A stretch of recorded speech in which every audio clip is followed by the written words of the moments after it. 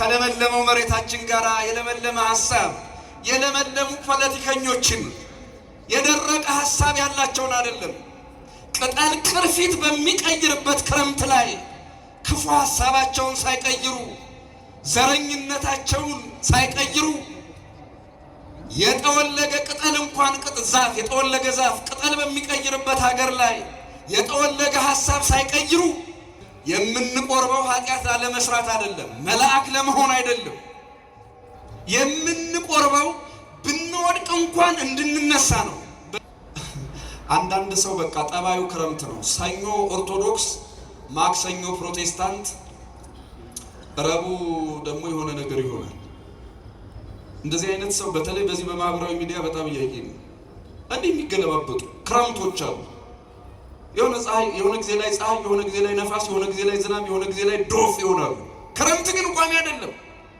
ድንገት ያልጠበቃችሁት ነፋስ ይመጣል። ድንገት ያልጠበቃችሁት ውሃ ዝናብ ይመጣል። አንዳንድ ጊዜ እናንተ ጋር ያልጣለ ዝናብ ሌላ ቦታ ጥሎ ጎርፍ ሊመጣ ይችላል። የአዲስ አበባ እንትኖች አሁን ቦታ ካልያዙ በስተቀር ሌላ ቦታ የጣለ ዝናብ ጎርፍ ሆኖ ይወስዳሉ። አሁን ለምሳሌ ቀበና በነገራችን ላይ ሰሞኑን ዝንደኛ ሆናለች። ራሽያ ኤምባሲ እዛ አካባቢ ነው አይደል? ነው ወዴት ነው ራሽያ? ሌላ ቦታ ነው። የሆነ ወቅት ላይ የራሽያ ሰው ወሰደና በዚያው ነው የመጀመሪያው የቀበና ድልድይ እየሰራው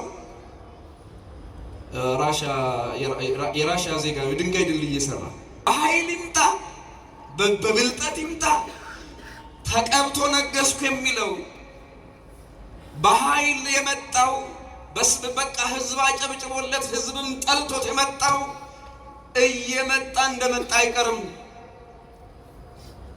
እንደነገሰ የቀረ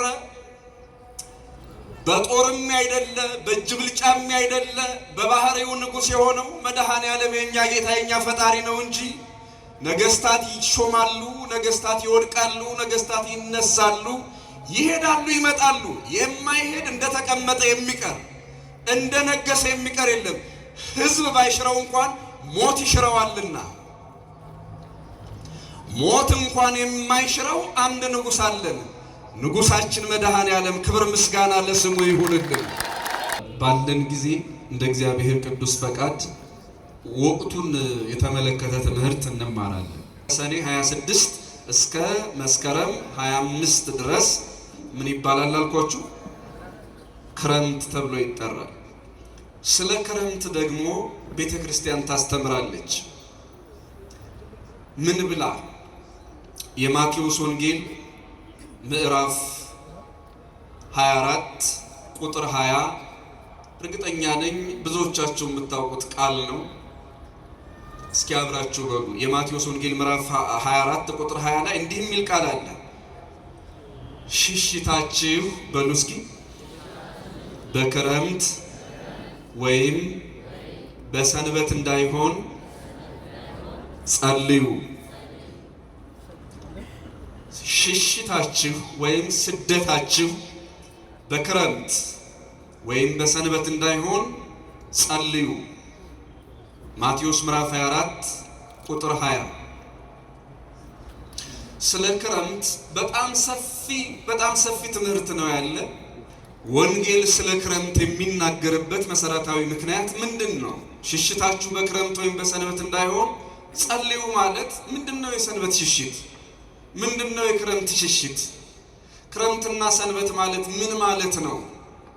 ከዚህ ወቅት ከመቀያየር ባለፈ ክረምቱ ለኛ ምን ትርጓሜ አለው? ምን ትምህርት አለው? ምን መንፈሳዊ ምልክትነት አለው? ክርስቲያኖች በመጀመሪያ እያንዳንዱ ተፈጥሮ ለኛ ትምህርት ነው። እኔ አይደለሁም የምለው መጽሐፍ ቅዱስ ነው። እያንዳንዱ ተፈጥሮ እግዚአብሔር እንዲሁ የፈጠረው አይደለም። እንድንደነቅበት ብቻ አይደለም፣ እንድንማርበት ጭምር ነው። ለዚህ ነው በሮሜ መልእክቱ ምዕራፍ 1 ቁጥር 19 ጀምሮ ቅዱስ ጳውሎስ ወዘያስተርኢ እግዚአብሔር እምፍጥረተ ዓለም ይታወቅ በፍጥረቱ ዓለም ከተፈጠረ ጀምሮ ታይቶ የማይታወቅ እግዚአብሔር በስነ ፍጥረቱ ይታወቃል አለ። እግዚአብሔር በስነ ፍጥረቱ ያስተምራል። እግዚአብሔር የስነ ፍጥረት መምህር ነው። ከዚህ በፊት መጽሐፍ ሳይጻፍ ወንጌል ሳይሰበክ የብሉይ ኪዳን ትምህርት በነቢያትም ይሁን በመጻሕፍት ሳይነገር ሳይጻፍ ሰው ይማር የነበረው ከተፈጥሮ ነው። ለምሳሌ አባታችን ኖህ የተማረው የሰማይ ሰሌዳ ላይ እግዚአብሔር ፈርሞለት የሰማይ ፊርማ ላይ ቀስተ ደመና የተባለ ምልክት እያየ ነበረ ከእግዚአብሔር ጋር የሚግባባው። ስነ ፍጥረት በፍጡርና በፈጣሪ መካከል ምልክት የምልክት ቋንቋ ሆኖ መግባቢያ ሆኖ ቆይቷል። ዛሬም እንደዚያው ነው። ስለዚህ ክርስቲያኖች ክረምት መጣ፣ ክረምት ወጣ፣ በጋው መጣ፣ ጸደዩ መጣ ሄደ እያልን ስንነጋገር አንድ የማንረሳው ነገር አለ። አራት ወቅቶች ማለት ስጋ የለበስን እግዚአብሔር ስጋ ያለበሰን እኛ ነን። አራት ወቅቶች አሉን እኛ ውስጥ። የክረምት ጊዜ እንዳለ ሁሉ በዚህ በዓመቱ ውስጥ እኛ ውስጥም የክረምት ጊዜ አለ። እኛ ራሳችን ውስጥ የክረምት ጊዜ የሚባለው የሰው ሕይወት ውስጥ የልጅነት ጊዜያችን፣ ደማችን ያልረጋበት፣ አጥንታችን ያልጠነከረበት፣ ሰውነታችን ያልፈረጠመበት ጊዜ የክረምት የውሃ ጊዜ ይባላል። ከውሃ ጊዜ በኋላ ከመስከረም 25 ማለት ነው ልክ የነፋስ ጊዜ እንደሚመጣ የሰው ልጅ ሕይወት ውስጥ ደግሞ ተመልከቱ። የልጅነት ጊዜ ሲያልፍ የነፋስነት ጊዜ ይመጣል። የውሃነት ጊዜ አልፎ የነፋስነት ጊዜ ይመጣል። የነፋስነት ጊዜ ማንንም የማንሰማበት የማንረጋጋበት። በዚሁ አጋጣሚ ዝም ብሎ ይሄ ታዋቂ ለመሆን ዝም ብለህ ማንንም አትስማ የሚል ያው እንደ አንድ ወጣት ሰምቻለሁ። ውሸት ነው እሱ። ማንንም አትስማ ውሸት። ማንንም ማለት ለምሳሌ መጽሐፍ ቅዱስን የሚጠቅመንን ባህል የሚጠቅመንን ትውፊት የሚጠቅመንን የሚያድነንን የሚገነባንን ነገር አትስማ ውሸት ነው። ጎጂ ነገሮችን እውነት ነው አለመስማት ትክክል ሊሆን ይችላል። ግን እንዲሁ ዝም ብሎ ህሊና የነገረህን ኑር፣ እንዲሁ ዝም ብለህ የወደድከውን አድርግ። እንደዚያ ከሆነ ስህተት ይሆናል። ሰው በነፋስነት ባህሪው በቃ ሽጉ ሽጉ ነው የሚለው እውነት ነው። ታው ሲባል አይሰማም። ነፋስ እንደማይጨበጥ ሁሉ ሰዎች በነፋስነት ባህሪያችን እማንጨበጥ፣ ምክር ማንሰማ፣ ይሉኝታ ማንሰማ፣ ሀፍረተ ቢሶች እንሆናለን። በሁሉ ነገር በቃ ዝም ብሎ መንፈስ ነው። ይሄ ምናልባት በዘመናዊው በዚህ ዘመን ህይወት ከታየ እኔ ማርኬቲንግ ባለሙያ አይደለሁም። ነገር ግን ሚስ ስፔል ማርኬቲንግ የሚባል ነገር ሰምቻለሁ። ተሳስቼ ይሆን እንዴ? ሚስ ስፔል ማርኬቲንግ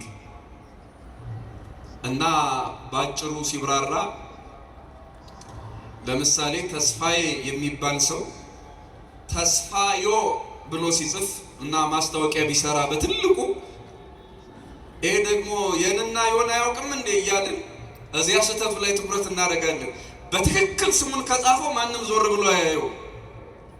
አያችሁት? ይሄ ፊደል ያሳሳተ ትውልድ እያለ ግን ይኸውላችሁ ብዙ ሰው ስህተት ፈላጊ ስለሆነ ለስህተቱ ሲል ስህተት ለማረም ወይ ለመሳቅ ሲል እነዚህ ደግሞ አስተካክለው አይጽፉም እንዴ አስተውለው አይጽፉም እንዴ ለማለት ሲል ሰው ተመልከቱ። ብልሽት ለማየት ግን ሰው ትኩረት ያድርግና እንደዚህ አሁን ብዙ ገበያዎች ላይ እነዚህ ደግሞ የማያውቁትን እንግሊዝኛ የማያውቁትን አማርኛ እንዲህ አድርገው ይጽፋሉ እንዴ እያል በእነሱ ነገር ላይ እንድንመሰጥ ብራንዳቸውን እንድናየው ይፈልጋሉ። አያችሁት? በተሳሳተ ፊደል ተመልካች ለማግኘት ማለት ነው። በተሳሳተ ፊደል ምን ለማግኘት አልኳችሁ? የሰማችሁ ነው። እቺ መንፈሳዊ ህይወት ላይ ምንም ቦታ የላትም። ምንም ክርስቲያኖች እኔ አሁን ስለ ስም አጻጻፍ አይደለም ለነግራችሁ የፈለኩት። የማርኬት ጉዳይም አይመለከተኝም፣ እውቀቱም የለኝም። ግን ሰው የነፋስ ባህሪ ሲጸናበት በተሳሳተ ህይወት የተሳሳተ ገቢ የተሳሳተ ዝና፣ የተሳሳተ እውቅና የሚያመጣው ትርፍ ፍለጋ ሰው የማይሆነው የለም። ከሃይማኖቱም ከባህሉ ውጭ አፈንግጦ እንደፈለገ ለመኖር ያደርጋል እና ይሄ ነፋስነት ባህሪ ይባላል። የማይጨበጡ መሆን፣ የማይረጋጉ መሆን፣ ዝም ብሎ በቃ ሽው ማለት መንፈስ እና ወቅት ላይ የምናየው የወቅቱ ባህሪ ሰው ተፈጥሮ ውስጥ አለ። የነፋስ ባህሪ ማለት እንደዚያ ነው። ከውሃነት ባህሪ ቀጥሎ የሚመጣ ከህፃንነት በኋላ የሚመጣ ባህሪያችን ነው። እሱ ለተወሰነ ጊዜ ትንሽ እንግዲህ ሽው ካደረገን በኋላ የበለጠው ደግሞ የእሳት ባህሪ ይመጣል። በጋ ይባላል። እሱ ደግሞ በጋ ምን አልኳችሁ? የበጋ ባህሪ የእሳት ባህሪ፣ ይሄ ሙቀቱ ያለበት ማለት ነው። አሁን አውሮፓውያንን እንደ ገብስ እንደ ጀማሪ ቡና አፊ እያሳረራቸው ያለ ማለት ነው። እየቆላቸው ያለ በቃ ኃይለኛ ሐሩር ያለበት ማለት ነው። ልክ እንደ በጋ ወቅት ሰው ደግሞ እንደዚያ የሚሆንበት ጊዜ አለ። የእሳት ባህሪው ጸንቶበት ኃይለኛ ነኝ የሚልበት፣ የሚችለኝ የለም እኔ የብረት ልጥ ነኝ የብረት መዝጊያ ነኝ እያለ በጉልበቱ የሚመካበት፣ በምክንያት የማያስብ አያችሁ፣ ሁሉንም ነገር ከጉልበት ጋር አፈተዋለሁ ብቻ ብሎ ማሰብ፣ በሐሳብ በምክር የማይሸነፍ ሰው ማለት ነው የእሳት ባህሪ ሲጸና። እና የመጨረሻው ደግሞ በልግ ይባላል። በልግ የክረምቱ መዳረሻ፣ እኛ ጸደይ ይባላል። ጸደይ በተሳሳተ ሁኔታ በነገራችን ላይ አንዳንድ ሰው በተለይ እንግዲህ እርግጠኛ ነኝ ታውቁታላችሁ፣ የእንግሊዝኛ ምናምን ሌላም ትምህርት የሚያስተምሩ ሰዎች እኔ በጣም ነው የሚገርመኝ። ሰመር ኮርስ ብለው ነው የሚጽፉት በእንግሊዝኛ በዚህ ወቅት ማለት ነው። ምን ኮርስ አልኳችሁ? እኔ እንግዲህ የቋንቋ ችግር ኖሮብኝ ይሆናል አላውቅም። ተሳስቼ ከሆነ አርማለሁ። ሰመር ኮርስ እዛ ምዕራብ ሀገር አውሮፓ ላይ ምናምን ይሰራል። እኛ ሀገር ሰመር ነው እንዲህ ይሄ ወቅት ሰመር ኮርስ የምትሉ ለምንድን ነው? ምን አገባን እንዴ? የሰው ሀገር ሐሙስ፣ እኛ ሀገር እንዴት ሐሙስ ሊሆን ይችላል? እና አትበሉን፣ አታሳስቱ። ምናልባት እንደዚህ አካባቢ ያላችሁ ሰዎች አያችሁት፣ ቋንቋ ውስንነት ስላለው እዚያ ሀገር ሰመር ማለት ብዙ ሰው በበጋ ሙቀት ነዶ ህይወትም እየጠፋ ያለበት ነው። አልፎ እንደምንሰማው በጋ ነው እዛ። እዚህ ሀገር ሰመር ኮርስ የምትለኝ ከምን ጋር ይገናኛል? ከምን ምን እንደሚያገናኘው ሁሉ አላውቅም። እና ቋንቋውን ከወቅት ጋር አስማምቶ መናገር ጥሩ ነው። እንምጣ ወደ ራሳችን። አንዳንዶቻችሁ በተለይ የቴሌቪዥን ፕሮግራም ሳይቀር በጣም የሚገርመኝ፣ እስኪ እናንተ እንጠይቃችሁ፣ እንዲያው ሁላችሁንም ወንዶችም ሴቶችም ማልሰማችሁም በልባችሁ መልሱ እስኪ። አዲስ ዓመት የሚውለው በጸደይ ነው በክረምት ወቅት ነው? እስኪ ንገሩ ሁላችሁ። እሺ ጥያቄውን ላስተካክለው። በመጸው ወቅት ነው ወይስ በክረምት ወቅት ነው? አዲስ ዓመታችን የሚገባው የኢትዮጵያ አዲስ ዓመት የሚገባው በክረምት ወቅት ነው ወይስ ደግሞ በጸደይ ወይም በመጸው ወቅት ነው? በየትኛው ወቅት ነው? ምን አላችሁ? ድምጻችሁ ትንሽ ሞራል አጣ ድምጻችሁ። እስኪ ሞራል ለራሳችሁ ድምጽ ስጡትና ጮክ ብላችሁ በክረምት ወይስ በመጸው? አቤት ትልልቅ የቴሌቪዥን መርሃ ግብሮች አይታችሁ ከሆነ ጥያቄና መልስ ላይ ሳይዘጋጁ የቤተ ክርስቲያንን ወይም ደግሞ የሀገራቸውን ወቅት ሳያውቁ በጣም ብዙ ጊዜ፣ አንድ ጊዜ አይደለም 2-3 ጊዜ ሰምቻለሁ፣ በጸደይ ይሉታል። ጸደይ ማለት እኮ ከበጋ በኋላ የሚመጣ የክረምቱ መግቢያ ላይ ያለ ጊዜ ነው። ጸደይ ማለት ከክረምት በኋላ ከመስከረም 25 በኋላ ከመስከረም 26 ጀምሮ 3 ወር የሚቆየው ጊዜ መጸው ነው የሚባለው። ጥቢ ማለት ነው። የክረምት ማብቂያ ማለት ነው። አበባና ፍሬ የሚታይበት ጊዜ ማለት ነው። እና ስለዚህ እንዳላችሁት የኛ አዲስ ዓመትና የደመራ በዓላችን የሚውለው መቼ ነው ማለት ነው? ክረምት ላይ ነው። ይሄን ይዘን ከሄድን ለመሆኑ ክረምትን እንዲህ አይተናል፣ የነፋሱንም ጊዜ አይተናል፣ የበጋውን ጊዜ አይተናል። በልግ የሚባለው ከበጋ በኋላ ወደ ክረምት መዳረሻ የሚሆነን አራተኛውና የመጨረሻው ወቅት ጸደይ ወይም ደግሞ በልግ ነው የሚባለው። የእርሻ ጊዜ ማለት ነው። ጥቂት የዝናብ ጠብታዎች የሚመጡበት ጊዜ ማለት ነው። ገበሬ ለእርሻና ለዘር የሚዘጋጅበት ጊዜ ማለት ነው። እሱ የአፈር ጊዜ ነው። ሰው የእርጅናውን ጊዜ የሚያጣጥምበት ማለት ነው። የነፋስነት ጊዜ አልፏል። የእሳትነት ጊዜ አልፏል። ሰው የበልግ ጊዜው ላይ ደካማ ይሆናል። የቀደመ ባህሪውን የሚመጣ ተመልከቱ። የመጀመሪያው የውሃ ባህሪው ከመሬት ባህሪው ጋር ይስማማል። ከመሬት ባህሪው ማለት የጸደይ ጊዜ ማለት ነው። የጸደይ ጊዜ ለኛ የመሬት ባህሪያችንን የምናይበት ጊዜ ነው። ሰው ምርኩዝ ይይዛል። የሚያበላው፣ የሚያጠጣው፣ የሚያለብሰው ሰው ነው። የሚያወጣው፣ የሚያስገባው፣ የሚደግፈው ሰው ነው። ያለ ሰው እርዳታ ምንም ነገር ማድረግ አይችልም። አያችሁት? ክረምቱ፣ በጋው፣ ጸደዩ እንደገናም ይሄ መጸው የምንለው ጥቢ ወቅቱ እየደጋገመ ዞሮ እንደሚመጣ ሁሉ የሰው ሕይወትም ለካ እየደጋገመ ይመጣል። አያችሁት? ልክ እንደ ሕፃንነታችን ጊዜ ሁሉ የእርጅና ጊዜያችንም ተመሳሳይ ነው። እንዴት ይመሳሰላል? ሕፃን ሆነን ወላጆቻችን አሳዳጊዎቻችን ይንከባከቡናል። በእነሱ እርዳታ በልተናል፣ በእነሱ እርዳታ ለብሰናል፣ በእነሱ እርዳታ አድገናል። አያችሁት? ጊዜ ካስረጀን በብርቱ ክንዱ ከደቆሰን ካደከመን በኋላም ለካ ወደ ሕፃንነታችን ነው የምንመለስ። ያኔ በሕፃንነታችን በድድ እንደነበር ነው። ሰው ሲያረጅ ስኳር ባያወልቀውም እድሜ ያወልቀዋል። ድዱን ጥርሱን እድሜ ያወልቀዋል። ስለዚህ በድድ ብቻ እንቀራለን።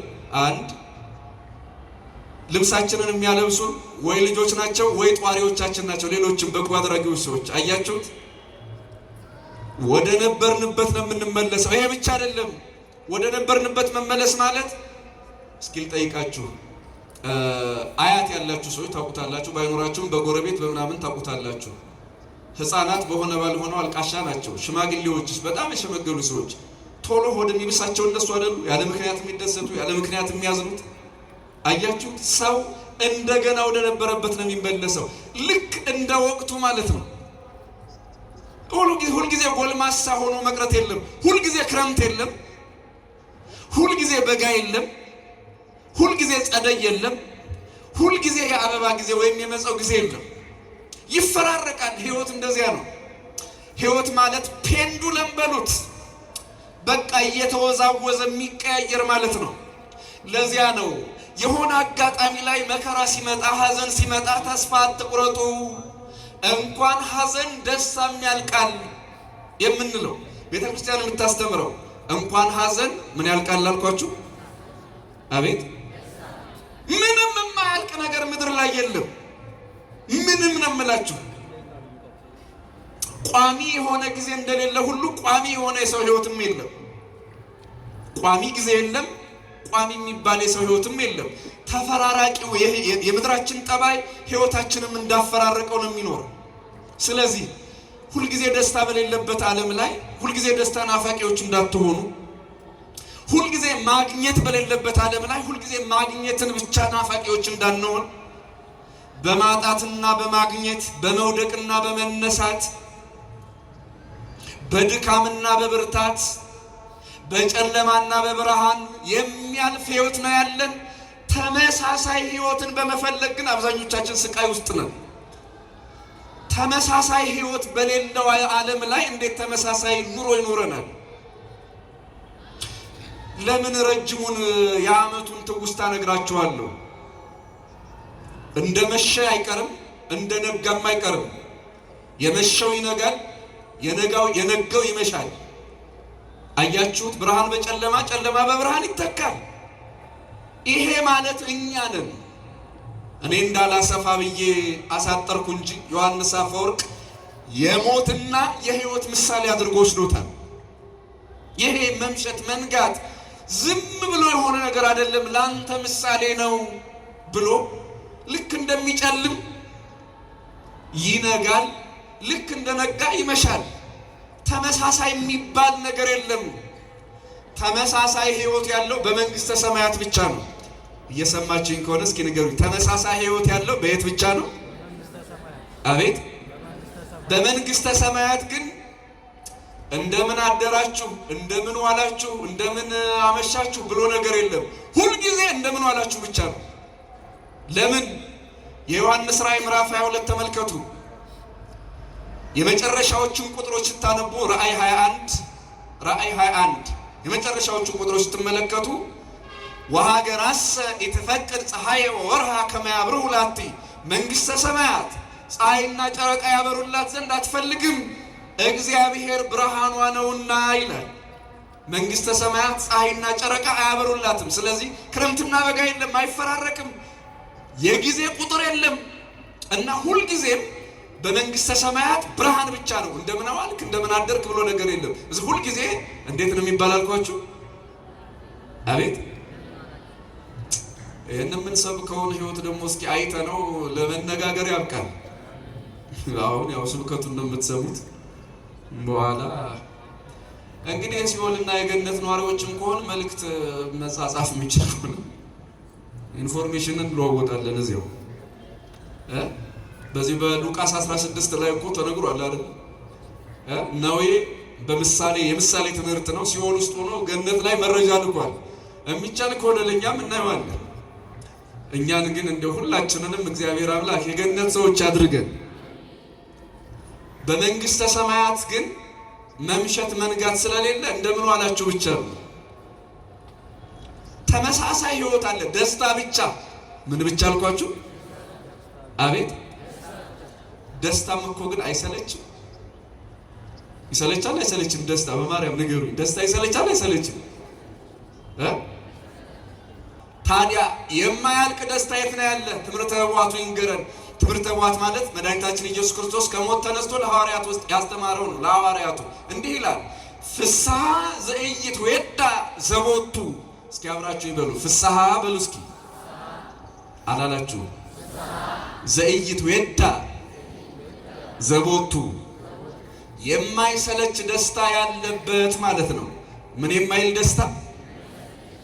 እዚህ ዓለም ላይ ጓጉተን ያገኘነውን ነገር ካገኘነው በኋላ እንሰለቸዋለን።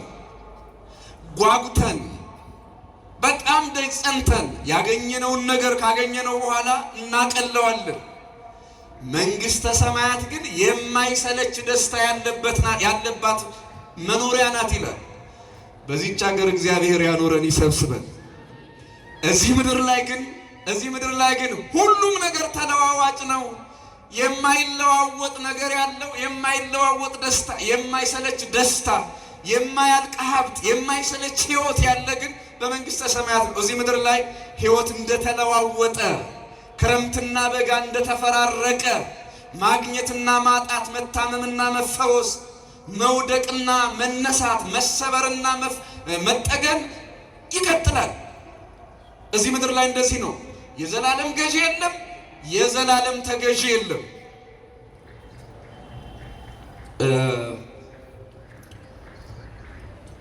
የሆነ ወቅት ላይ ጥቅምት 23 የጃንሆይ የንግስ የዘውድ በዓል ነበረ። ጥቅምት 23 የጃንሆይ ምን ነበር አልኳችሁ? እየሰማችሁኝ ነው? ጃንሆይ ባለፉበት ቦታ ሁሉ እንደ ታቦት እየተሰገደላቸው ህዝቡ ያከብረው ነበረ። ጥቅምት 23 የዘውድ በዓል ተብሎ 40 ዓመት ገደማ ኢትዮጵያን ቀጥቅጠው የገዙት ጃንሆይ የዘላለም ንግስና አላቸው የላቸው? ምን አገባን እያላችሁ መጨረሻውን ብንደርስበት አይሻልም? ይሄ የትምህርቱ መጀመሪያ ነው። የዘላለም ንጉስ ሆነዋል አልሆኑ? የዘላለም ንጉስ አይደሉም፣ ወርደዋል። አሟሟታቸው እንኳን የከፋ ሆኗል። የዘላለም ንጉስ አይደሉም። ህይወት ተቀይሯል። ህይወት ተቀይሯል። ተፈሪ የተባሉት በሌላ አስፈሪዎች ተጥለዋል። አያችሁት? ገዢ የሆኑት በሌላ ገዢ ተተክተዋል። ባለስልጣኑ በሌላ ባለስልጣን ተበልጠዋል። ጊዜ ከፍ ያደረጋቸው፣ ጊዜ ዝቅ አድርጓቸዋል። ስለዚህ ጥቅምት 23 ቀረ። ደርግ መስከረም ስንት ነበር ያከበረው? መስከረም 2 ነው አይደል?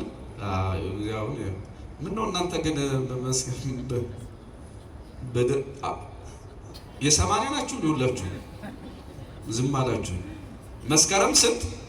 2 ነው። አዎ ያው እንግዲህ ሳር ቅጠሉ መስከረም 2ን አከበረ፣ ጥቅምት 23ን ረሳ። ይገርመኛል። መስከረም 2ን በቃ ሳር ቅጠሉ የሚያከብረው ከጭቆና ነፃ ያወጣ ብራብል። መቼስ ብዙ ነገር አሁን በዩቲዩብ ሰማን። ያኔ በደንብ ባናስተውልም ምናልባት የምታስተውሉም ሰዎች ትኖራላችሁ። ያኔ ያለ ሩቅ የሚባል አይደለም። አያችሁት?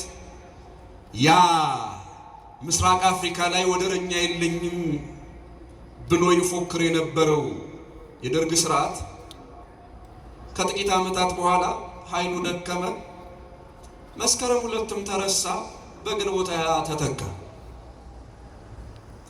ፈንቃዩ ተፈነቀለ። እውነት ሐሰት?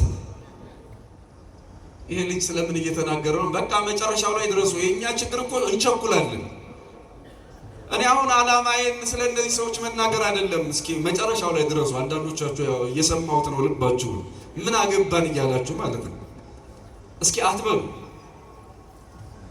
መስከረም 2 በምን ተተካ? ግንቦት 20። ግንቦት 20 በዚሁ ዝም ብለን ነፍስ ይማር ብለን በትንሹ እንለፈው። በጣም እኮ የሚገርም ነው። ያ ብዙዎቻችሁ የምታውቁት ነው መቼስ። እናቶች ሳይቀር በቃ ባንዲራ ለብሰው ምን ያልተባለ አለ። በቃ ብዙ ነገር አያችሁት? ጥቅምት 23ን መስከረም 2 ገለበጠ። መስከረም 2ን ግንቦት 20 ፈነቀለ። ግንቦት 20ን እሱ ደግሞ ያው ይበቃናል። እዚህ ድረስ ተመጣ። ያው የምታውቁት ነው። ያው ግንቦት 24 ማን ነው እሱ? ምንድነው? መጋቢት 24 ፈነቀለው። በቃ የዘላለም የሚባል ነገር የለም። በኃይል ይምጣ በብልጠት ይምጣ ተቀብቶ ነገስኩ የሚለው በኃይል የመጣው በቃ ህዝብ አጨብጭቦለት ህዝብም ጠልቶት የመጣው እየመጣ እንደመጣ አይቀርም። እንደነገሰ የቀረ በጦርም አይደለ በእጅ ብልጫም አይደለ በባህሪው ንጉስ የሆነው መድኃኔዓለም የኛ ጌታ የኛ ፈጣሪ ነው እንጂ ነገስታት ይሾማሉ፣ ነገስታት ይወድቃሉ፣ ነገስታት ይነሳሉ፣ ይሄዳሉ፣ ይመጣሉ። የማይሄድ እንደተቀመጠ የሚቀር እንደነገሰ የሚቀር የለም። ህዝብ ባይሽረው እንኳን ሞት ይሽረዋልና ሞት እንኳን የማይሽረው አንድ ንጉስ አለን። ንጉሳችን መድኃኔዓለም ክብር ምስጋና ለስሙ ይሁንልን።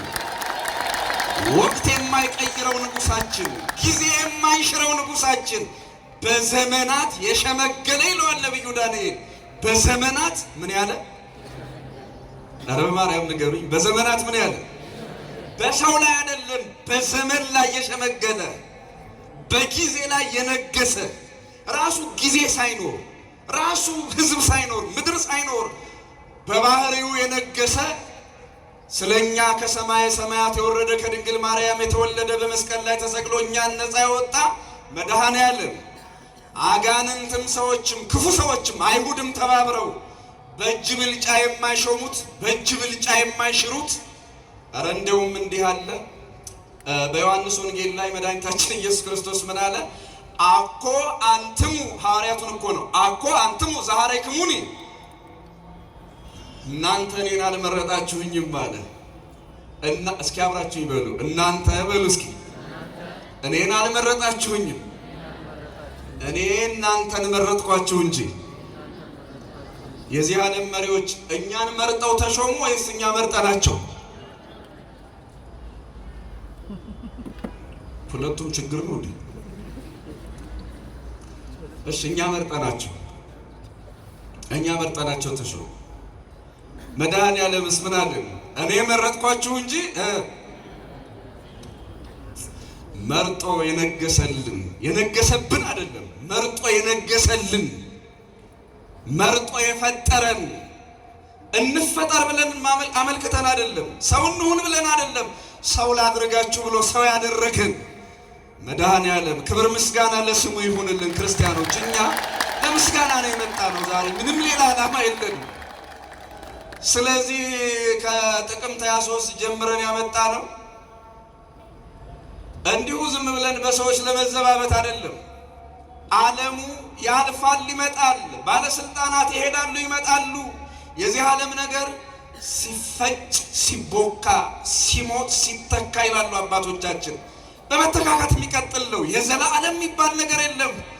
መስቀል ላይ የነገሰው መድኃኔዓለም ግን የዘላለም ንጉሳችን ነው እያልኳችሁ ነው። እና ታዲያ ይሄ ከዘመነ ክረምቱ ጋር ምን ያገናኘናል? ወቅት የማይቀይረው በዘመን የማይለወጠው ዘመን የማይቀይረው አንድ ንጉሥ አለን፣ አንድ አምላክ አለን። እሱ ብርሃኗ ሆኖ እሱ ፀሐይዋ ሆኖ የሚያበራባት። እነዚህ ፀሐይ፣ ጨረቃ፣ ከዋክብት ካለፉ ከረገፉ በኋላ በመንግስተ ሰማያት የምንኖረው ኑሯችን ግን የማይሰለች ደስታ፣ የማይለዋወጥ ሕይወት እንኖርበታለን። አምላካችን እግዚአብሔር በዚህች በቅድስት ቤተ ክርስቲያን እንደሰበሰበን ሁሉ በመንግስተ ሰማያት ሰብስቦ የማይሰለቸውን ደስታ ያውርሰን። ክረምት እኔ በተለይ በዚህ ሰኔ 27 ላይ ልዩ ገጠመኝ አለ። እስኪ ጥያቄ ልጠይቃችሁ። ከክረምትና ከበጋ የቱን ትወዳላችሁ? ክረምት ወይስ በጋ? በጣም ደስ የሚላችሁ ወንዶች ክረምት ወይስ በጋ? ምንድነው? ኦኬ የተለያየ ሊሆን ይችላል። ለያይቼ እሰማዋለሁ። እስኪ ንገሩ። ክረምት ወይስ በጋ ደስ የሚላችሁ? አቤት ክረምት ደስ ይላችኋል? በጣም የሚገርም ነው። እህቶች፣ እናቶች እስኪ ክረምት ወይስ በጋ ደስ የሚላችሁ? አቤት በጋ የሚል አለ፣ ክረምት የሚል አለ። እሺ ከሰኞና ከቅዳሜ በጣም ደስ የሚላችሁ?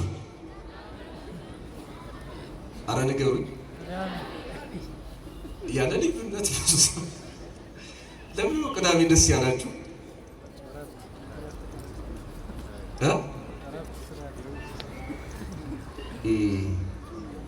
እሺ አሁን ክፉና በጎ የሚያስብ ሰው አለ። እኔ እንግዲህ የቱንም አልሆንም፣ ችግር የለውም። ብዙ ሰው ለምን ቅዳሜ ደስ እንደሚለው ይታወቃል።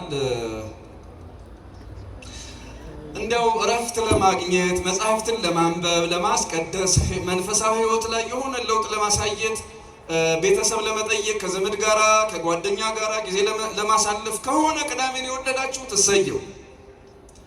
በሌላ መልኩ ግን ሌላ ነገር ከሆነ እግዚአብሔር ይሰውራችሁ። ራስ ኃይሉ የሚባሉ ሰው ነበሩ። የንጉሥ ተክለ ሃይማኖት ልጅ ናቸው። ራስ ኃይሉ ማን አልኳችሁ? ሰኔን አጥብቀው ይጠሉታል። ዛሬ ሰኔ ስንት ነው? ሰኔ 27 ታመው ዲማ ጊዮርጊስ ጠበል ሊጠመቁ ሄዱ እና ሙሉ ወሩን ተጠምቀው መጨረሻ በዛሬው ዕለት ሰኔ 27 እነዚህ አሽከሮቻቸው ማለት የመንግስታቸው የቢሮአቸው ሰራተኞች ተሰብስበው ሄደው እንግዲህ እርስዎ በሽታው እየለቀቁት ነው፣ እየተፈወሱ ነው፣ ጥሩ ጤና ላይ ነው ያሉት፣ ራስ ወደ ቢሮ ወደ ስራው ይመለሱ ብለው ይመክሯቸዋል። ይሄ ሰኔ ወር ይለፍልኝ አሉ ራስ ኃይሉ።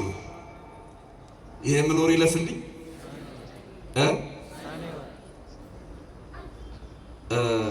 እስኪ ንገሩኝ፣ የትኛው? ይሄ ምን ወር ይለፍልኝ? ሰኔ ወር ይለፍልኝ አሉ። ምንድን ነው ሰኔ ወር?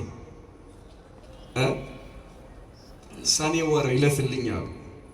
በኢትዮጵያ ባህል ግንቦትና ሰኔ ላይ ትንሽ ለየት ያለ አመለካከት አለን። ወሩን የተረገመ አድርጎ ማየት። ግንቦትና ሰኔ ያው የግንቦቱ ይብሳል፣ ግን ሰኔ ላይ እንደዛ አይነት ነገር አለ እና የሚገርማችሁ አንዳንድ ሰው ከቀን መካከል መርጦ ወይ ይሄ ቀን ደስ አይለኝም፣ ልክ እናንተ እንዳላችሁ ተው ይሄ ቀን ይከብደኛል እንደምንለው ሁሉ ይሄ ወር ይከብደኛል የሚል ሰው ደግሞ አለ። ራስ ኃይሉ ማለት እንደዛ አይነት ሰው ናቸው።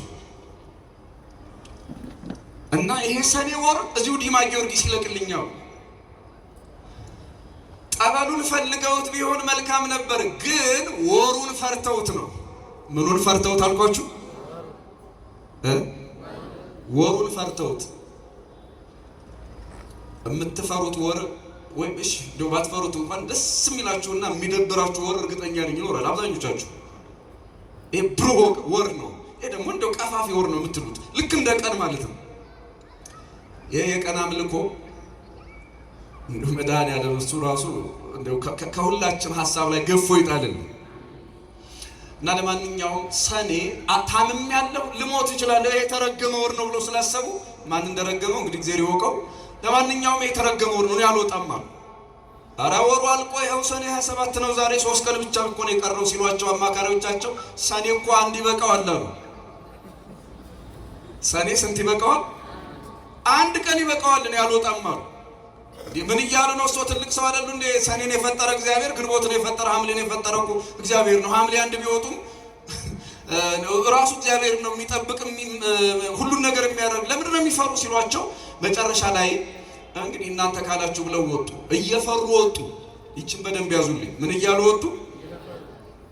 እየፈሩ ወጡ። የሚገርማችሁ ሰኔ 27 ከዲማ ቅዱስ ጊዮርጊስ ገዳም ወጥተው እቤታቸው አርፈው ሳሉ በሽታቸው አገረሸባቸውና ሞቱ። ሰኔ 30 ሞቱ። ይሄንን በታሪክ ብቻ አትውሰዱት። የስነ ልቡና የሕክምና ምናምን ሰዎች ካልተሳሳቱ ኖሴቦ ኢፌክት የሚባል ነገር አለ መሰለኝ። ከተሳሳትኩ ባለሙያ ስላልሆንኩ ነው። ኖሴቦ ኢፌክት አንድን ሰው መርዝ ስትበጠብጡ ቆይታችሁ የሚያውቀውን መርዝ ስትበጠብጡ ቆይታችሁ ድንገት ሳያየው ያንኑ መርዝ አስመስላችሁ እንካጠጣ ብትሉትና መርዝ እንደሆነ እያወቀ ቢጠጣ ምን ሊሆን ይችላል? ይሞታል አይሞትም? በማርያም ንገሩኝ እስኪ፣ የሚሰማችሁን ንገሩኝ። ምንድን ነው? ይሞታል አይሞትም? መርዝ አሳይታችሁ ውሃ ብትሰጡት ይሞታል አይሞትም? ብዙ ጊዜ የሞት አደጋ ገጥሞ ያውቃል። ኖሴቦ ኢፌክት ማለት እንደዚህ ነው። ሰው ያመነውን ይሆናል። መድኃኔዓለም ኢየሱስ ክርስቶስ ለምጻሞችን ካዳነ ኃጢአተኞችን ከፈወሰ በኋላ እንደ እምነትህ ይሁንልህ እንደ እምነትሽ ይሁንልሽ ይል ነበረ። ለምን? ሰው የሚኖረው በእምነቱ ልክ ነው። ሰው የሚኖረው በምኑ ልክ ነው? አቤት ይሄ ቀን ይደብረኛል፣ ይሄ ቀን ደስ አይለኝም፣ በቃ ደስ አይልም። ሰው የሚኖረው እንደ እምነቱ ነው። ይሄ ቀን የቀን ጎደሎ ነው ካልክ ቀኑ ጎሎ አይደለም፣ ሐሳብ ጎደሎ፣ እምነቱ ጎደሎ ስለሆነ በሙሉ የጉድለት ታሪክ ነው የሚከተል። ክርስቲያኖች የወቅትና የጊዜ ጎደሎ የለም። እግዚአብሔር ክረምቱንም በጋውንም ጸጋ አድርጎ ሰጥቶናል። የሳምንት የቀን የወቅት የጊዜ የዓመት ምንም አይነት ጎደሎና ሙላት የሚባል ነገር የለም። ሁሉም ነገር ለኛ በረከት ነው። የፈጠረው እግዚአብሔር ነው። ሰኞን የፈጠረ ዲያብሎስ፣ ሐሙስን የፈጠረ እግዚአብሔር የሚባል ነገር የለም። ሐምሌን ባርኮ ሰኔን የሚረግም ጌታ የለም። ምን እያልኳችሁ ነው? የወቅት አምልኮ ያላቸው ሰዎች አሉ። ይሄ ዘመን ወቅት ሲቀየር የሚቀያየሩ ከወቅት ጋር አይደለም። ወቅቶችን የሚቀይር ዘመናትን የሚቀያየር እሱ ማን ነው? ክርስቲያኖች እስኪ ንገሩኝ። አቤት የኢትዮጵያ ዩኒቨርሲቲዎች ተመራምረው አይደለም ከህንድ ውቅያኖስና ከፓሲፊክ ውቅያኖስ የውሃ ብናኝ እያመጡ ክረምታችንን ክረምት የሚያደርጉት በእግዚአብሔር ቀመር እንጂ የሞንሱን ነፋስ ከዚህ ተነስተህ ውሃ ቋጥረህ ሂድና በዚህ ወቅት በዚህ አካባቢ ዝናም ይዘህ ሂድ እያሉ አይደለም። ከ9 ወር በጋ በኋላ ህንድ ውቅያኖስን ፓሲፊክ ውቅያኖስን ወደኛ የሚያነፍሱት ወደኛ የሚያመጡት የሰው ልጆች ዕውቀት አይደለም። የማን ዕውቀት? የማን ጥበብ ነው? አቤት የመድኃኔዓለም እውቀት የእግዚአብሔር ጥበብ ነው። ስለዚህ ክረምት ሲቀየር ከክረምት በኋላ እንደገና ያጸደቅ ምንድነው መጸው ሲመጣ ሌላም ጊዜ ሰኞ ማክሰኞ የቀን አምልኮ የጊዜ አምልኮ እንዳይኖርባችሁ ለማለት ነው ይሄንን ያልኩት። ወቅቶች ላይ እኛ ተጽዕኖ እናደርጋለን እንጂ ወቅት በእኛ ላይ ተጽዕኖ አያደርግም። እስኪ አሁን ይሄን ያህል ካልኩ ወደ መጨረሻ ነጥብ ልምጣና እስከ አላችሁ ወንዶች አላችሁ እየሰማችሁኝ ነው? እሺ እግዚአብሔር እናንተንም ይስማችሁ። የመጨረሻ ነጥብ ታዲያ ሽሽታችሁ በክረምት አይሁን ሲል ምን ማለት ነው? ሁለት ነገር ነግራችሁና ትምህርቱን ልቋጭ። አንደኛ ሽሽታችሁ በክረምት አይሁን ማለት የመርገም ታሪክ ነው። የምን ታሪክ አልኳችሁ? የመርገም ታሪክ ነው። ምንድነው እሱ የመርገም ታሪክ የሆነው? አይሁድ ክርስቶስን ከሰቀሉት በኋላ አስቀድሞ ስለሚሆነው ነገር እየነገራቸው ነው። ከሰቀሉት በኋላ ምን እንደሚሆን እኔን ትሰቅሉኛላችሁ፣ እኔን ከሰቀላችሁ በኋላ በሰባ ዓመተ ምህረት እኔ ከተወለድኩ በ70 ዓመተ ምህረት ጥጦስ አስባሲያኖስ የሚባሉ ነገስታት ይመጣሉ። በእናንተ ላይ ክፉ ነገር ያደርጋሉ። ያ ክፉ ነገር የሚመጣባችሁ በክረምት እንዳይሆን ጸልዩ ማለቱ ነው። ለሚሰቅሉት፣ ለሚወጉት፣ ለሚያደሙት ለነሱ ሳይቀር የጥንቃቄ መልእክት እያስተላለፈላቸው እኮ ነው። እነሱ ሲወጉት ሲቸነክሩት አይጠነቀቁም።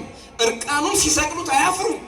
ግን እሱ ለነሱ እያዘነላቸው ሽሽታችሁ በክረምት ወይም በሰንበት እንዳይሆን ጥጦስና አስባሲያኖስ መጥተው ኢየሩሳሌምን ሲያፈርሱ ወቅቱ ክረምት እንዳይሆንባችሁ ወንዝ ሞልቶ መሻገሪያ እንዳታጡ ጭቃ ሆኖ መሄጃ መራመጃ መንገድ እንዳታጡ ክረምት እንዳይሆንባችሁ ጸልዩ። ሰንበት እንዳይሆንባችሁ ማለት ደግሞ አይሁድ እንኳን መንገድ ሊሄዱ ይቅርና ታውቃላችሁ የሰንበት ሊፍት አላቸው። አይሁድ የሰንበት ሊፍት እንዲች የሆነች ቁጥር እንዲህ ፕረስ ማድረግ ሰንበትን ያሽረናል ብለው ስለሚያስቡ ሳይነኩት እንዲሁ በየፍሎሩ የሚቆም የሚንቀሳቀስ ሊፍት ያላቸው ፍጥረቶች ናቸው አይሁድ ማለት። የሆነች ቁጥር መጫን ሰንበትን ያሽረናል ብለው ስለሚያስቡ፣ ስለዚህ ተመልከቱ፣ በሰንበት ሩቅ መንገድ መሄድ አይፈቀድላቸውም። ስደታችሁ በምታከብሩት በሰንበት ቀን እንዳይሆን፣ ልክ ዛሬ ቅዳሜ ማለት ነው ለአይሁድ፣ በዚህ ቀን እንዳይሆን ጸልዩ አላቸው። ይሄ ከታሪክ አንጻር የሆነ ነው። የኔን ደም እንዳፈሰሳችሁ ጥጦስ የእናንተን ደም የሚያፈስበት ጊዜ፣ በእኔ ላይ መከራ እንዳበዛችሁ ክርስቶስ ጥጦስ አስባሲያኖስ የእናንተን መከራ የሚያጸኑበት ጊዜ ክረምት እንዳይሆን ለእናንተ ጸልዩ። ሰው እናንተ ላይ በከፋ ጊዜ ወቅት እንዳይከፋባችሁ አብሮ ጊዜ እንዳይከፋባችሁ አብሮ ትጉና ጸልዩ። ድርብርብ ችግር እንዳይመጣባችሁ ጸልዩ አለ። ድርብርብ ችግር እንዳይመጣብን እግዚአብሔር አምላክ በቸርነቱ ያስበን። ሁለተኛ ትርጉም ሽሽታችሁ በክረምት ወይም በሰንበት እንዳይሆን ጸልዩ ማለት ሁለተኛው ትርጉም ምንድን ነው? ክረምት ከላይ ዝናብ ከታች ጭቃ ከዚያ የወንዝ መሙላት መንገዶችን የሚያጥርበት አብዛኛው ሰው ቤት መዋል የሚፈልግበት ጊዜ ሊሆን ይችላል። ለዛም ነው ክረምት ቋሚ የአየር ንብረት የሌለበት። አሁን ፀሐይ ከዚያ ካፊያ ከዚያ ዶፍ ሊሆን ይችላል። የተለያየ ቋሚ ያልሆነ የአየር ንብረት የሚታይበት ጊዜ ነው ክረምት ማለት። እሺ ታዲያ ሽሽታችሁ በክረምት አይሁን ማለት ምን ማለት ነው? ቋሚ የክርስትና ሕይወት ሳይኖራችሁ እንዳትሞቱ ትጉና ጸልዩ። ቋሚ መንፈሳዊ ሕይወት ሳይኖራችሁ እንዳትሞቱ ትጉና ጸልዩ። እስኪ አብራችሁ ይበሉ። ቋሚ የክርስትና ሕይወት ሳይኖራችሁ እስኪ በሉ። ይኸውላችሁ የሆነ ቀን ቆራቢ፣ የሆነ ቀን ደግሞ ሌላ፣ የሆነ ቀን መጽዋች፣ የሆነ ቀን ሌባ፣ የሆነ ቀን ደጋፊ፣ ሌላ ቀን ገፊ፣ የሆነ ቀን ርህሩህ፣ የሆነ ቀን ጨካኝ እየሆንክ እየተገለባበጥክ ልክ እንደ ክረምት ጠባይ እየተቀያየርክ የሆነ ጊዜ ላይ ሱሰኛ፣ የሆነ ጊዜ ላይ ደግሞ ከሱስ የወጣ መንፈሳዊ እንዲህ ዝም ብለህ እየተገለባበጥክ እየተሽከረከርክ ቋሚ ሕይወትና ማንነት ተመሳሳይ ቀለም ሳይኖርህ እንዳትሞት ትጋና ጸልይ ማለት ነው። በግል ለኛ የደረሰን መልእክት ልክ እንደ ክረምት በጋ ተመሳሳይ ነው። በቃ ወይ ፀሐይ ነው ወይ ደመና ነው። አብዛኛው የበጋ ጊዜ ቋሚ ጠባይ ነው ያለው ይታወቃል። ክረምት ግን ቋሚ አይደለም። ድንገት ያልጠበቃችሁት ነፋስ ይመጣል። ድንገት ያልጠበቃችሁት ውሃ ዝናብ ይመጣል። አንዳንድ ጊዜ እናንተ ጋር ያልጣለ ዝናብ ሌላ ቦታ ጥሎ ጎርፍ ሊመጣ ይችላል። የአዲስ አበባ እንትኖች አሁን ቦታ ካልያዙ በስተቀር ሌላ ቦታ የጣለ ዝናብ ጎርፉን ይወስዳሉ። አሁን ለምሳሌ ቀበና በነገራችን ላይ ሰሞኑን ዝንደኛ ሆናለች። ራሽያ ኤምባሲ እዛ አካባቢ ነው አይደል? ወዴት ነው ራሽያ? ሌላ ቦታ ነው።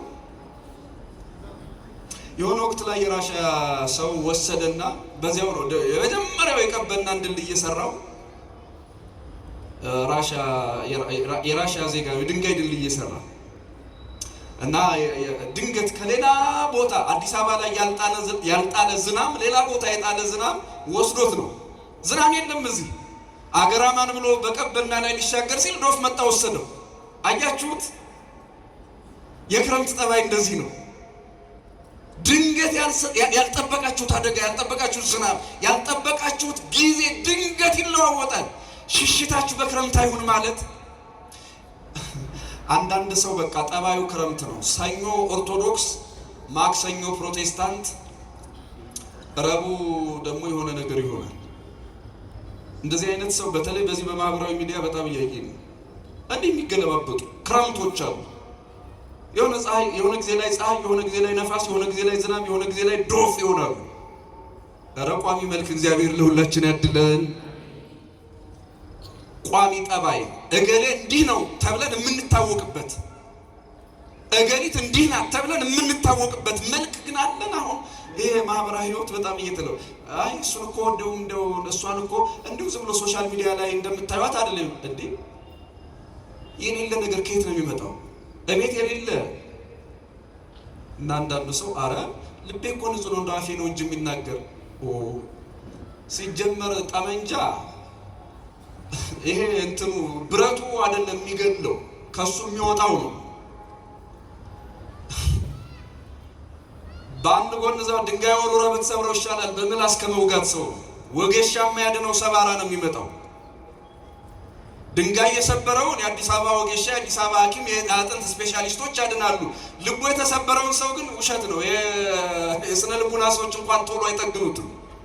እና ልቤ እኮ የዋህ ነው እንዲያው አፌ ነው እንጂ የምትሉ ሰዎች ጥይትም ይሄ እንትኑ ብረቱ የዋህ ነው የሚተኩሰው ነው። እና የአፍ የዋህነትም እግዚአብሔር ለሁላችን ያድለን። አያችሁት? ሽሽታችሁ በክረምት እንዳይሆን ጸልዩ ማለት ተመሳሳይ የሆነ ህይወት ሳይኖራችሁ እንዳትሞቱ እንዳትጠሩ። የእሷ ህይወት እንደዚህ ነው፣ የእሷ ሀቅ እንደዚህ ነው፣ የእሱ ህይወት ይህንን ይመስላል አይቀየርም ሳትባሉ እንዳትሞቱ። ቋሚ ህይወት፣ ቋሚ ጠባይ፣ ቋሚ ባህሪ ሳይኖራችሁ እንዳትጠሩ ትጉና ጸልዩ ማለት ነው። እግዚአብሔር ለሀገራችን የሆነ ወቅት ሰላም የሆነ ክረምት የሆነ ጠባይ ነው እየኖርን ያለ ነው። የሆነ ወቅት ላይ ሰላም ነው፣ የሆነ ወቅት ላይ ድንገት ይቀየርና ሀዘን እንሰማለን። አንድ ወር እንስቃለን፣ 2 ወር እናለቅሳለን። እንዲህ እንደው ሀዘን እየተፈራረቀብንም አንዳንድ ወር ይሄ ክረምታዊ ጠባያችንን የሀገራችንን ጠባይ እግዚአብሔር በእውነት ቋሚ ጠባይ ይስጥልን። እኛ ክረምት የምንለው ተፈጥሮውን አይደለም ባህሪያችንን ነው። እሱማ የፍጥረት ጸጋ ነው። እኛ ውስጥ ያለው የክረምት አባዜ ግን ከባድ ነው። በሰንበትስ እንዳይሆን ማለት ሰንበት ማለት አይሁድ ስራ የማይሰሩበት ማለት ነው። እናንተም ተዘልላችሁ መንፈሳዊ ስራ ሳትሰሩ ስሸመግል እቆርባለሁ ብላችሁ ስሸመግል ንስሐ ገባለሁ ብላችሁ እንዲሁ ዝም ብላችሁ ወዲያ ወዲህ ስትሉ ስትባዝኑ የሥጋ ስራ ስትሰሩ የነፍስ ስራ ሳትሰሩ በሰንበት ሰንበት ማለት አይሁድ ተቀምጠው ተጎልተው የሚውሉበት ጊዜ ነው ብያችኋለሁ። ሰንበት ማለት እንደዚያ ነው። ሽሽታችሁ በሰንበት እንዳይሆን ጸልዩ ማለት እንዳልኳችሁ ነው። ትንሽ ይሄ የወጣትነት ጊዜ ይለፍና ትንሽ ይሄ የእንትን ጊዜ ይለፍና እቆርባለሁ ንስሐ ገባለሁ ብላችሁ ተዘልላችሁ እንደው ጊዜ አለ ብላችሁ ድንገት ባላችሁበት ጊዜ ሞት እንዳይመጣና እንዳይጠራችሁ ትጉና ጸልዩ ማለት ነው። ክርስቲያኖች የሚሞተው ሽማግሌ ነው ወጣት ነው? እስኪ በማርያም ንገሩኝ። ወጣት ወይስ ሽማግሌ? አቤት አረ ድምጽ ግን በርቀት ምክንያት ነው አልሰማችሁም? ወንዶች እስኪ ንገሩ፣ የሚሞተው ሽማግሌ ወይስ ወጣት? አቤት ተው እንጂ እስኪ ተመካክራችሁ ንገሩ። የሚሞተው ሽማግሌ ወይስ ወጣት? ምን አላችሁ? እኔ በጣም የሚገርመኝ አሁንም ወጣትም ሽማግሌ የምትሉ አላችሁ። አንድ አያት አሁንም ማረሳት መቼም አያቴ ስሟን ልሳሳት በየሀገሩ በየዘየው ልትለያይ ትችላለች። ጉጉት የምትባል ማታ የምትጮህ ነገር ነበረች እና 3 ሰዓት 4 ሰዓት ምናምን ስትጮህ አያቴ በ80 ዓመቷ ደግሞ ማን ሊሞት ይሆን ትላለች። እንዴ አሁን ሳስበው እሷ ብረት ነበረች እንዴ! በጣም የሚገርም ነው።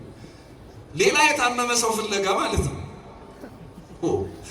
አሁን የሚገርም ነው። ክርስቲያኖች ሰው ታሞ ብቻ አይሞትም። ሰው ምን ብሎ ብቻ አይሞትም እና አብዛኞቻችን የሚመስለን ስናረጅ ነው የምንታመመው፣ ስናረጅ ነው የምንሞተው። ከዚህ ስትወጡ የደረስ ስትባይ ቤተሰብ ሲደውልባችሁ እዚህ ደርሻለሁ 10 ደቂቃ ይቀረኛል 5 ደቂቃ ይቀረኛል ብላችሁ ልትናገሩ ትችላላችሁ። የቤታችሁን ርቀት ስለምታውቁት ከልምድ ስለምታውቁት ልትሞት ምን ያህል እድሜ ቀረህ ብንባል ግን 20 ዓመት 40 ዓመት 10 ዓመት 5 ዓመት ብሎ የሚመልስ አለ እዚህ ውስጥ አለ የለም? የእድሜህን መጨረሻ የእድሜህን ግብ የማታውቅ ሰው ታዲያ ነገ ንስሐ እገባለሁ ነገ ቆርባለሁ ምትል ምንድነው ችግሩ? ክርስቲያኖች የደወል ሞት ሰው ሞተ ተብሎ የሚደወለው ደወል ለሟቹ እንዳልሆነ ግልጽ ነው፣ ለቀባሪ ነው። ዛሬ በሕይወተ ሥጋ ሆነው ሟቹን የሚቀብሩ ሰዎች ተረኞች ሆነው ጽዋ ሲደርሳቸው የዛሬ ቋሚ ቀባሪዎች ነገ ሟቾች ተቀባሪዎች ይሆናሉ። ይሄ በሽማግሌና በወጣት የሚከፋፈል አይደለም። ስለዚህ ንስሐ ሳትገባ መንፈሳዊ ሕይወት ሳይስተካከል በሰንበት ማለት መንፈሳዊ ስራ ሳትሰራ ዝም ብለህ ጊዜ ያለኝ እያልክ እንዳትሞት፣ በክረምት ወይም በሰንበት እንዳትሞት ጸልይ ማለት ነው። አምላካችን እግዚአብሔር ይህንን ቃል ከሰማንበት ጊዜ ጀምሮ የንስሐ ሕይወትን ለሁላችን ያድለን። መጽሐፍ ቅዱስ በመጨረሻ ሲናገር ሰሎሞን ነው እንዲህ የሚለው። ሰሎሞን በመጽሐፈ መክብብ ላይ እንዲህ ብሎ ይናገራል። መጽሐፈ መክብብ ምዕራፍ 12 ላይ የጭንቀት ቀን ሳይመጣ በጉብዝና ወራት ፈጣሪህን አስብ። የጭንቀት ቀን ሳይመጣ በጉብዝና ወራት፣ እስኪ አብራችሁ ይበሉ፣ በጉብዝና ወራት በሉ እስኪ፣ ፈጣሪህን አስብ። በምን ወራት? አሁን እናንተ መታችኋል፣ ግን አብዛኞቻችሁ እርግጠኛ ነኝ ቁረቡ ስትባሉ አይ ነገ ደግሞ አይ እኔ እኮ ለቁርባን አልበቃም ብላችሁ ሁላችንም የምንለው እንደዛ ነው። ክርስቲያኖች እበቃለሁ ብላችሁ መቼም የሚበቃ የለምና በወድቅ እነሳለሁ፣ ብሳሳት እታረማለሁ፣ ብቆሽሽ እነጻለሁ ብላችሁ ካልወሰናችሁ በስተቀር ሕይወት ክረምት ነው። ሕይወት ሁሌም ሰንበት ነው የሚሆነው። መቼም አሁንስ ይበቃኛል አንልም፣ መቼም ቢሆን። ስለዚህ ክርስቲያኖች ከወዲሁ ክረምታችን ሳይመጣ ሰንበታችን ሳይደርስብን ሞታችን ሳይመጣ የስደት ጊዜያችን ሳይደርስብን ስደታችንን ቀድመነው ሞታችንን ቀድመነው ንስሐ ገብተን ስጋውን ደሙን ተቀብለን የምንቆርበው ኃጢአት ላለመስራት አይደለም፣ መልአክ ለመሆን አይደለም። የምንቆርበው ብንወድቅ እንኳን እንድንነሳ ነው። በደንብ ስሙኝ።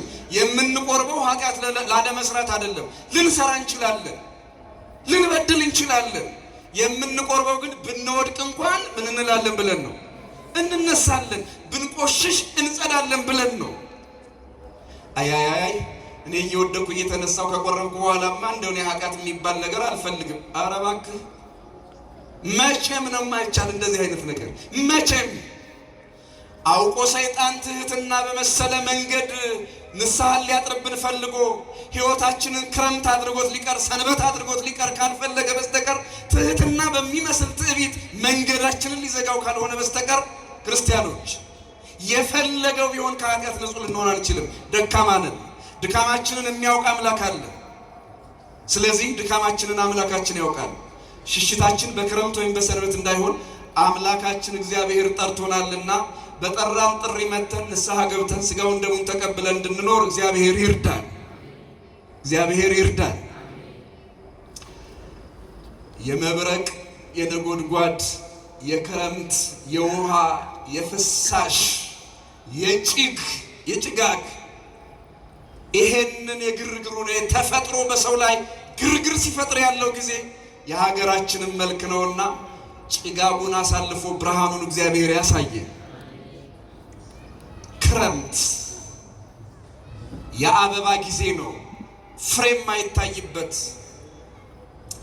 አበባ ብቻ እንዳንሆን ቅጠል ብቻ ሳንሆን መንፈሳዊ ፍሬ እንድናፈራ እግዚአብሔር ይርዳል።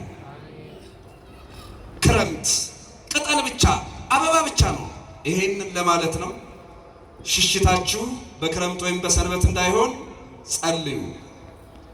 አምላካችን እግዚአብሔር ሞታችንን ስራ ባልሰራንበት ንስሐ ባልገባንበት ጊዜ አለኝ ዘመን አለኝ እድሜ አለኝ እያልን እንዳናባክነው እሱ በቸርነቱ ይርዳል። እድሜ ማለት ግን ታውቁት ይሆን? እስኪ የቤት ስራ ሰጥቻችሁ ሌላ ጥቅስ ሌላ ታሪክ ሌላ ትምህርት የለኝም። እድሜ ማለት ምን ማለት እንደሆነ ታውቁ ይሆን? እድሜ ማለት ቀጠሮ ማለት ነው። እድሜ ማለት ምን ማለት ነው አልኳችሁ? አቤት የግዕዝ ቃል ነው። የግዕዝ ቃል እድሜ አደመ የሚል ቃል አለ። ቀጠረ ማለት እድሜ ማለት ቀጠሮ ማለት ነው። ቀጠሮሽ ስንት ነው ማለት ነው። እድሜ ስንት ነው ማለት ቀጠሮ ስንት ነው ማለት ነው። እዚህ ምድር ላይ ልትኖር የተፈቀደ የቀጠሮ እድሜ ጊዜ ስንት ነው? ማንም አያውቅም፣ ማንም አታውቅም፣ ማንም አያውቅም ከወንድ መካከል። ስለዚህ እኛ እድሜያችንን የቀጠሮ ጊዜያችንን ካላወቅ ነው ምን እንሰራለን? አሁን ይኸውላችሁ ወንጌል ከተማርን በኋላ ዝም ብሎ እንዲሁ እውቀት አይደለም የምናስተምረው፣ እውቀት አይደለም ሕይወት ነው።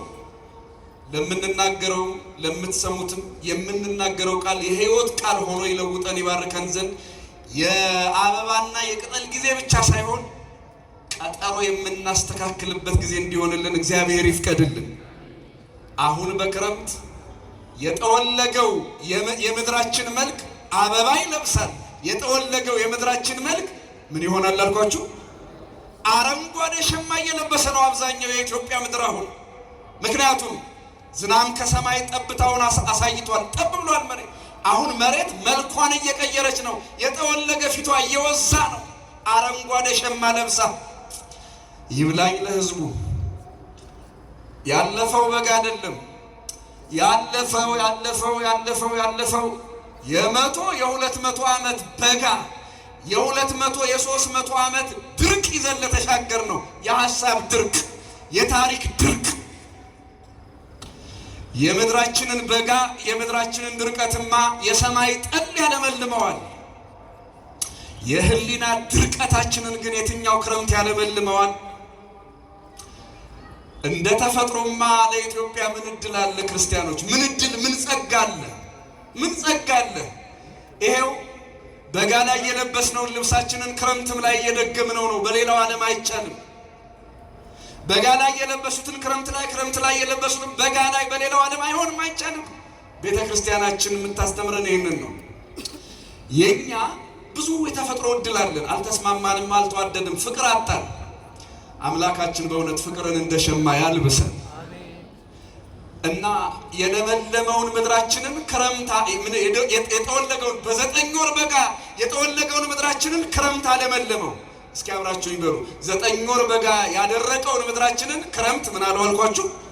አለመለመው። ክረምት ምን አለው? አለመለመው፣ አሳመረው። ሰዎች እዚህ ውስጥ ያለውን ድርቅ ማን ያለምልመው? ልብ ውስጥ ያለውን ድርቀት ማን ያለምልመው?